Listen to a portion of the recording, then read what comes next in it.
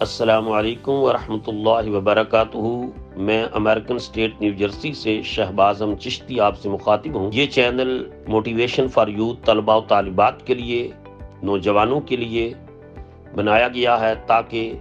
وہ لیزینس ختم کریں اور زندگی میں ان کے اندر ایک موٹیویشن آئے اور ان کے ساتھ ایسی چیزیں شیئر کی جائیں جن کو سن کر کے وہ معاشرے میں ایک positive and constructive role play کرنے کے قابل ہو سکیں۔ اس چینل کا مقصد یہ ہے کہ ہم اسلامی تاریخ سے، امریکن سوسائٹی سے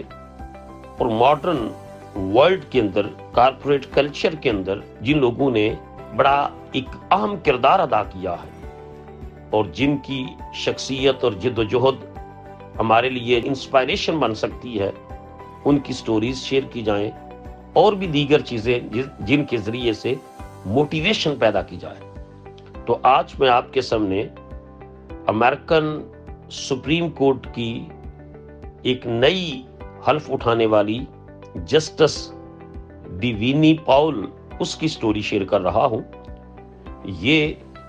بیسیکلی ہیٹی، نارتھ امریکہ کا ایک چھوٹا سا ملک ہے ہیٹی، کریبین آئس لینڈ میں سے ہے اور اس سے یہ تعلق رکھتی ہیں۔ ہیٹی کے ساتھ ڈومینیکن ریپبلک کی سرحد بھی ملتی ہے۔ تو یہ وہاں سے اس کے پیرنٹس ڈیوینی پاول کے مائیگریٹ کر کے امریکہ میں آئے، یہاں آ کر انہوں نے سٹرگل کی۔ اس کے والد ڈاکٹر لیون ایف پاول جو ہے وہ نیو یارک کے اندر میڈیکل ڈاکٹر ہیں اور انہوں نے اپنے بچوں کو امریکہ کے اندر تعلیم دلوائی اور ان کی بیٹی ڈیوینی پاول نے 1999 میں سیونی یونیورسٹی آف نیو یارک سے پولیٹیکل سائنس میں بیچلرز کی ڈگری حاصل کی اور بعد ازاں اس نے سٹونی بروک یونیورسٹی سے پبلک پالیسی میں ماسٹرز ڈگری حاصل کی۔ 2000 میں اس نے جارج واشنگٹن یونیورسٹی میں داخلہ لیا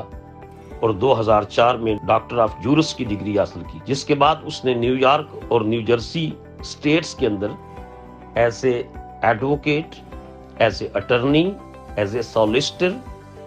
وکیل کے طور پر کام کرنا شروع کر دیا اور کام کرتے کرتے میری لینڈ شہر بالٹی مور میں وہاں لیگل کلرک کے طور پر بھی کام کیا، جہاں مختلف فیملی، سول اور کرمنل میٹرز کو دیکھتی تھی۔ وہ ایک نان پرافٹ آرگنائزیشن، ایک این جی او جس کا نام ہے آئی آف ڈریم، اس کی وائس پریزیڈنٹ بھی ہیں، جس میں وہ فنڈز اکٹھے کر کے اپنے غریب ملک ہیٹی کے طلباء و طالبات کے لیے اسکالرشپ کا اہتمام بھی کرتی ہے۔ تو اس طرح جسٹس ڈیوینی پاول نے ملٹیپل محاذوں کے اوپر سٹرگل کی اور بلیک امریکن جو کمیونٹی ہے اس میں وہ ایک رول ماڈل بنی اور بعد ازاں وہ سول کورٹ کی، نیو یارک میں سول کورٹ کی جج بن گئی۔ پھر وہ جد و جہد کرتی رہیں اور کرتے کرتے اگست 2022 میں اس کو supreme court of new York کے لیے نامزد کیا گیا۔ 8 نومبر 2022 میں الیکشن جیت جاتی ہے۔ اس کے بعد پھر 21 جنوری 2023 کو اس کی تقریب حلف برداری ہوتی ہے، جس میں مجھے خود انوائٹ کیا گیا۔ میں نے اس سارے فنکشن کو اٹینڈ کیا۔ یہ ماؤنٹ لیبنن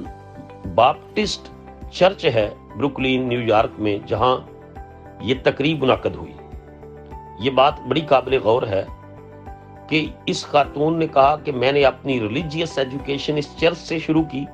تو میں سپریم کورٹ آف امریکہ کے جج کی حیثیت سے حلف بھی وہاں ہی جا کر اٹھاؤں گی۔ حلف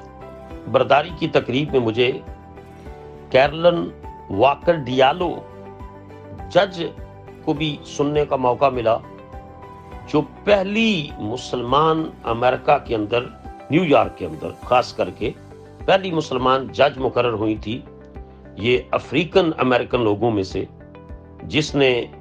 جو ہے بائبل کی بجائے قرآن پاک پر حلف اٹھانے کو ترجیح ہی نہیں دی، بلکہ اس کے اوپر اصرار کیا اور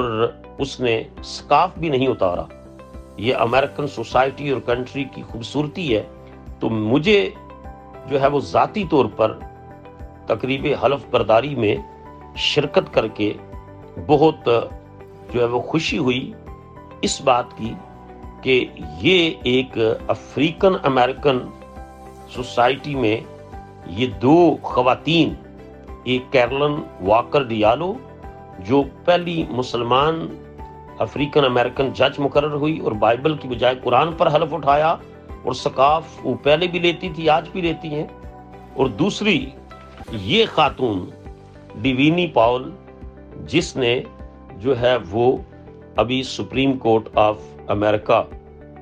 کی نیو یارک اسٹیٹ سے وہ سپریم کورٹ کی جج مقرر ہوئی ہے۔ یہ امریکہ واحد ملک ہے جس کے کانسٹیٹیوشن میں سپریم کورٹ کے جسٹس کی جو تقرری ہے وہ لائف ٹائم کے لیے ہوتی ہے۔ مثلاً جان مارشل امریکن جسٹس رہے ہیں جنہوں نے 34 ایئر اینڈ 5 منتھ 34 سال اور 5 مہینے تک وہ امریکن سپریم کورٹ کے چیف جسٹس رہے۔ تو اسی سٹوری کے ساتھ میں آپ سے اجازت چاہوں گا، دوبارہ آپ سے مخاطب ہوں گا۔ یہ خاتون ہماری نوجوان بیٹیاں جو امریکہ میں گرو ہو رہی ہیں اور جو پاکستان میں ہیں، انڈیا میں ہیں یا دنیا کے کسی خطے میں ہیں، ان کے لیے یہ بہت بڑی سٹوری ہے کہ وہ بھی اپنے اندر قابلیت پیدا کر کے اعلیٰ سے اعلیٰ عہدہ حاصل کر سکتی ہیں۔ السلام علیکم ورحمۃ اللہ وبرکاتہ۔